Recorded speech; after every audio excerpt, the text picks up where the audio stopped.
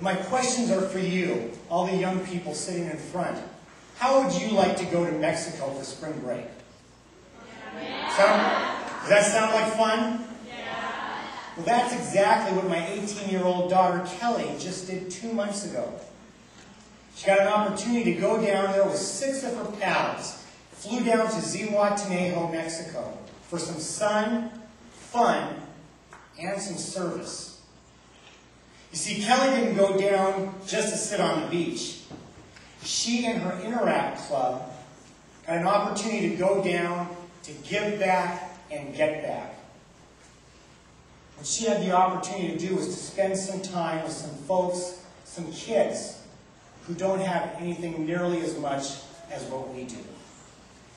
You see, her Interact Club, now do you guys know what Interact is? Have you ever heard of that? You have. Some of you have. Some of you haven't. For those of you who don't know what Interact is, much like this is a junior honor society, we consider it a junior Rotary Club.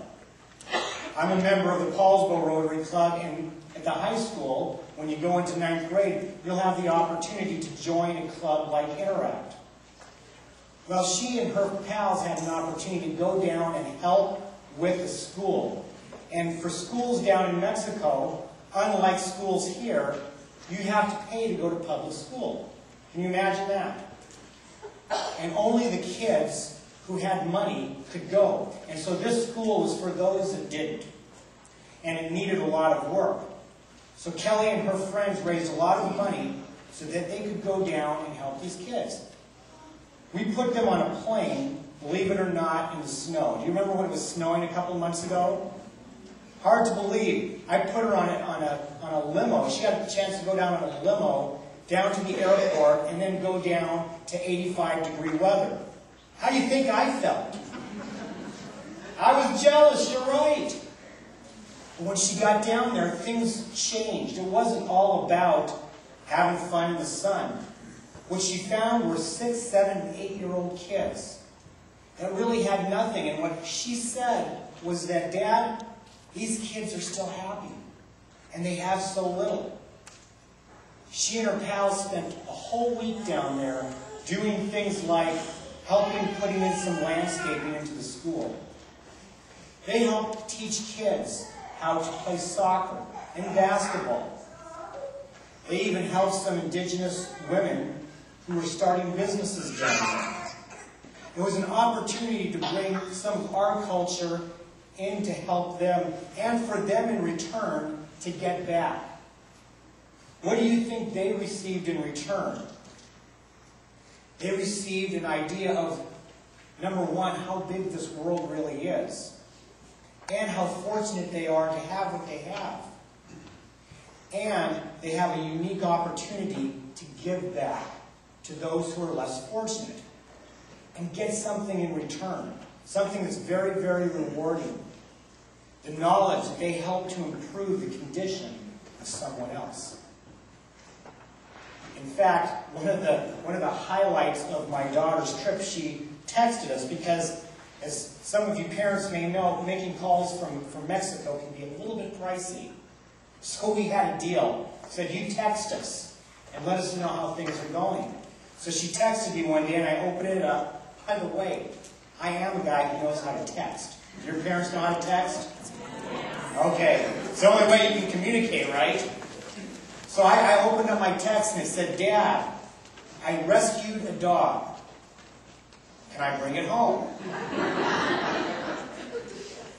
My immediate answer didn't take long to text. No. But she had rescued this dog, and I guess down there, that's not very uncommon. Turns out they were able to find a place for it to go. So she felt great that not only had she helped human beings, but she helped our canine friends as well down there. That's all part of community service. And from what I understand, that's kind of a hard part to try to find where your niche is.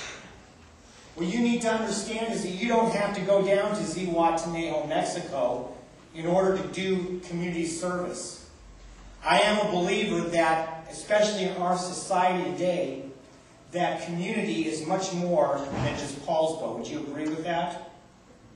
Community is Zihuatanejo, Mexico, or different places around the world that are in need of help.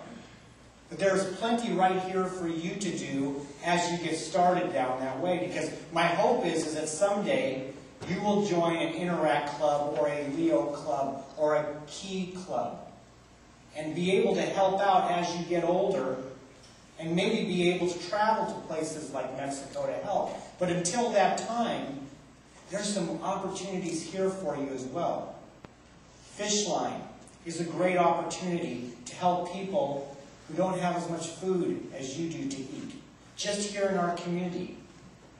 Stand Up for Kids is an organization that helps kids who are homeless, don't have a roof over their head. And believe me, as having been involved in Rotary for as long as I have, I've seen where that actually is a bigger problem than I had ever realized. Perhaps you know it's a problem, but maybe you don't. There are kids just within our community who are in need of help. So, you may understand the concept of giving back. You've been blessed to have perhaps a roof over your head and food on the table, and the opportunity to be here in the Junior Honor Society. But as I listened to some of your speakers earlier, they talked about things like leadership, like being a citizen, and character. That's an obligation that you have not only to each other, but to the community as well. The opportunity to help improve the condition of someone else, to help them be able to have their life just a little bit better. That's the giving back. But what do you get in return?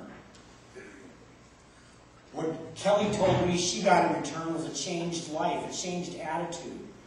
She even changed what she might want to do for the first time. That, for you parents who have kids in college, that could be an every other month thing. But, at least for right now, she said, you know what?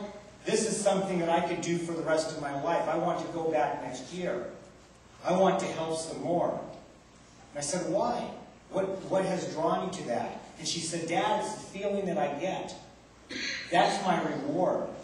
The knowledge that I've helped somebody who doesn't have as much as I do. I get something in return every time that I give back. So my challenge to you is this. Take a look around your community. It's not just a free trip to Mexico, but it may be somewhere right here in North Kitsap. See what interests you, what passion do you have, where you can maybe help. Maybe you love animals. How many of you here have pets? Wow, a lot of pets. Well, the Kitsap Humane Society is a place where you can help out some of the most vulnerable animals that are around.